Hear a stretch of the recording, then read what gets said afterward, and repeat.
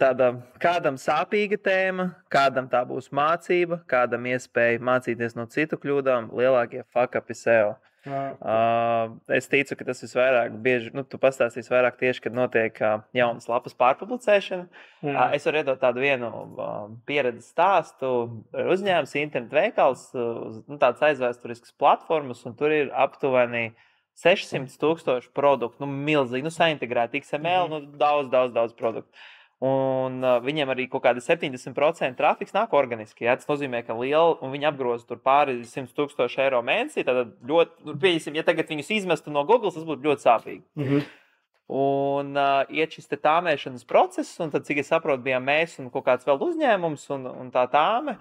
Tad mēs saprotam, ka 600,000 produkti, tur tā linku struktūra bija pilnīgi auzas. Lai tu saprastu, tur nav kāds saka, .lv slīvsīt produktu kategoriju, bet tur ir izsaukums zīmes, // zvaigznīt, pilnīgi sviests tur ir, bet viņš ir indeksējis.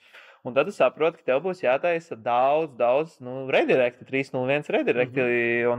Un mums bija tā, ka tiešām tāmē ļoti daudz diezgan liela summa bija vienkārši tie redirekti. Es pateikšu godīgi, tie redirekti summa bija aptuveni 40% no konkurentu mājaslapas izstrādes tāmas, un tas ir milzīgs manuāls darbs.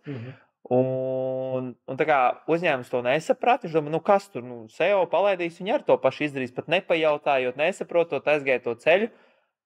Un šobrīd ir ļoti sāpīgi. Bet tā ir. Jo viņš ir pat neaizdomājies, ka tas varētu tiešām ciest, jo viņš domā, kā man mājaslapa iet, būs jauna, es palaidīšu reklāmas, nāks cilvēki. Bet tā ir. Tas ir. Es joprojām brīnos, ka šito neklausās tie uzņēmēji, bet tā arī var būt, jo tas saucās SEO vērtības migrācija. Un tad, kad, piemēram, jo lielāka, sarežģītāka lapa, un tur ir daudz lietas, un tieši īpaši uzņēmumiem, kur pastāvējuši daudzus gadus, ir tad attiecīgi viens ir esošā URL struktūra, tas tās URL adreses, un kā tu saki, tur dažādas kombinācijas, kategorijas, produktu un tā tālāk.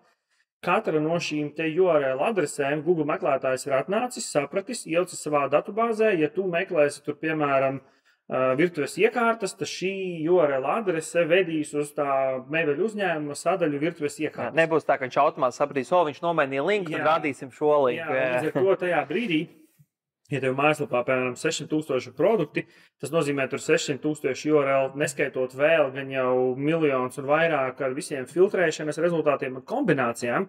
Tas nozīmē, ka tur pārmaini kaut kādu katrā URLā vienu knifu, un principā visi URL pazūd. Google nezina vairāk neko.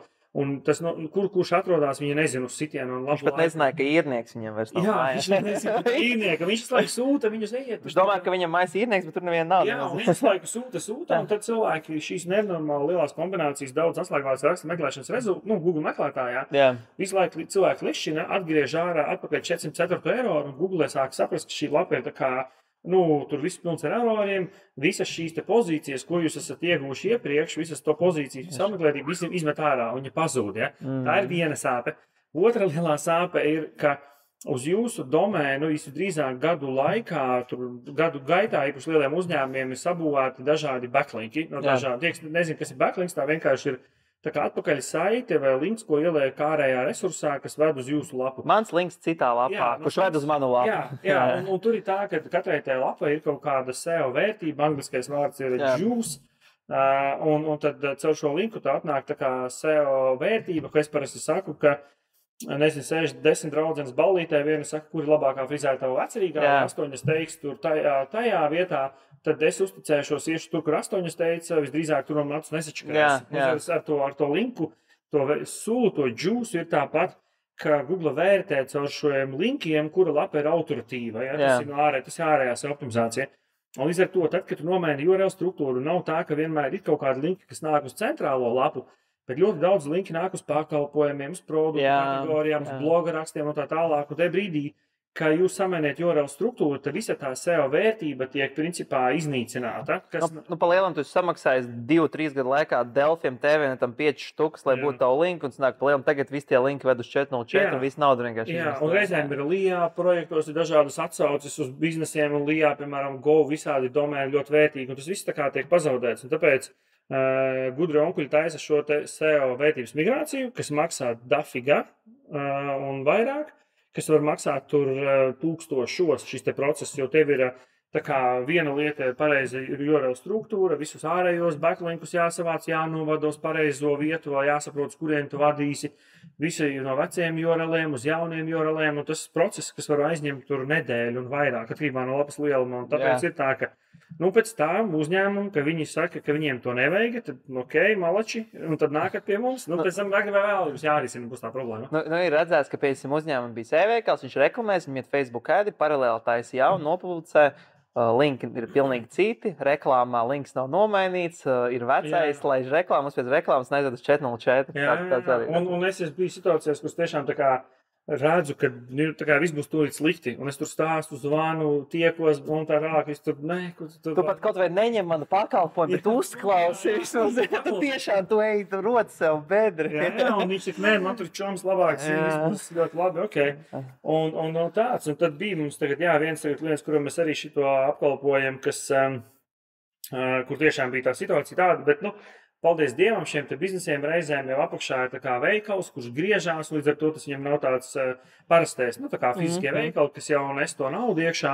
Bet šobrīd ir tā, ka es nezinu, pat cik viņi uztaisīja to mājaslapu, bet noteikti mēs viņiem pa diezgan lielu naudu šobrīd vācam kopā to visu pārkārtojumu struktūru, tur taisam auditu, taisam redirektus, tur visādas rekomendācijas, un šobrīd viņi tā kā to kopi. Ja šo izdara uzreiz, tad tas ir lētāk. Plus tu vēl nezaudē klientus, cik klientus tu zaudēsi, nekā to.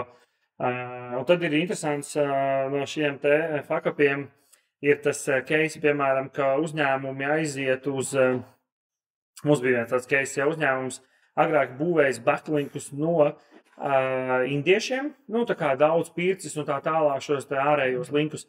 Tajā brīdī, tad viņi atnāk pie mums, un tajā brīdī iznāk jaunais Google Core updates, kurš tajā viņu lapu noidentificē kā ar sliktiem linkiem, un tā lapa visa aiziet pa pieskari. Un tad, protams, ka mēs esam kurus jānošē tajā brīdī, bet tāpēc es gribu teikt, ka nepērkat linkus no indiešiem, tā ir ļoti riskanta stratēģija, jo tur tas āķis pērkot tos linkus no visādām shady vietām, Google skatās, no kurienes nāk tev links, cik ir autoritīva lapa, kādā valstī šis domēns ir izvietots, kāda ir IP adrese. Viņi skatās, kāds ir visa tā,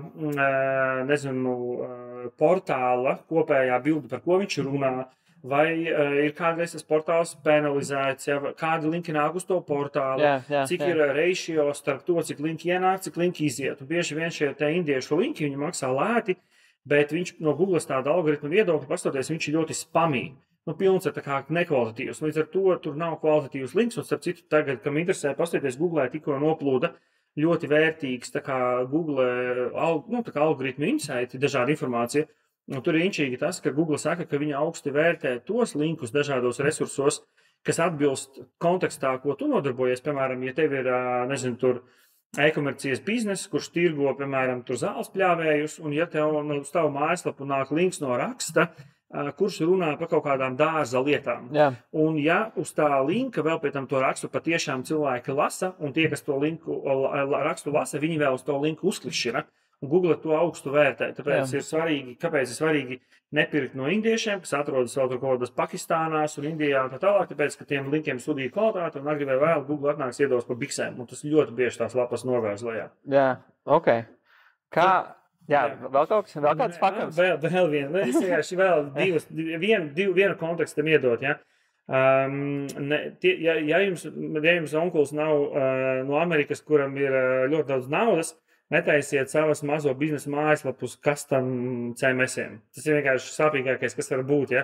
Mums arī bija viens klients atnāca pie mums, mēs sākām taisīt SEO, mēs uztaisam auditu, visi backlinki tiek būvēti, un iedodam auditu sataisīt, un viņi savā laikā to lapu uztaisītu pie kaut kāda uzņēmuma 4000 pāri uz custom CMS-a, bet tad viņiem tas viss jāsalabo, un tad izrādās, ka to bagu salabošana pie normāliem speciālistiem maksā 4-6 tūkstoši un vairāk. Es iespraukšu ātri CMS, lai saprotu, CMS tas tā kā WordPress, vai tur, es nezinu, Magento, vai kaut kāda platformas, kur tiek taisīt mājaslapu. Kāds skatāt CMS, kas ir CMS? Content management sistēma. Tas ir sistēma, kur tiek taisīt mājaslapu.